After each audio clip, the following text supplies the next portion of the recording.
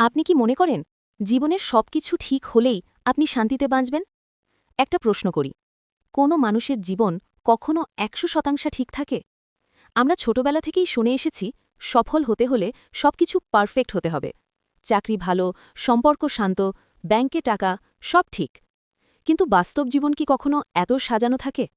কখনো পকেটে টাকা কম থাকে, কখনো প্রিয় মানুষের সাথে ভুল বোঝাবুঝি হয়, কখনো শরীর বা মন কোনোটাই সায় দেয় না। তাহলে কি জীবন থেমে যায়? না, জীবন তখনও চলতে থাকে।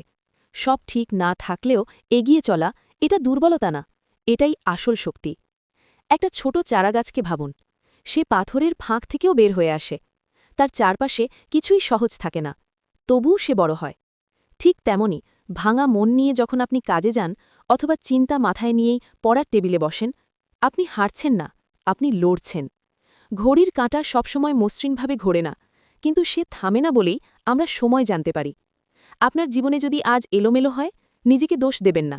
মনে রাখবেন, ভাঙা জুতো নিয়েও মাইল পার হওয়া যায়, কিন্তু থেমে গেলে গন্তব্য আর দেখা যায় না। আপনার জীবনেও কি এমন সময় এসেছে যখন কিছুই ঠিক ছিল না, তবুও আপনি থামেননি? কমেন্টে আপনার সেই গল্প লিখুন, হয়তো আপনার গল্পটাই আজ কারো নতুন করে বাঁচার সাহস হবে।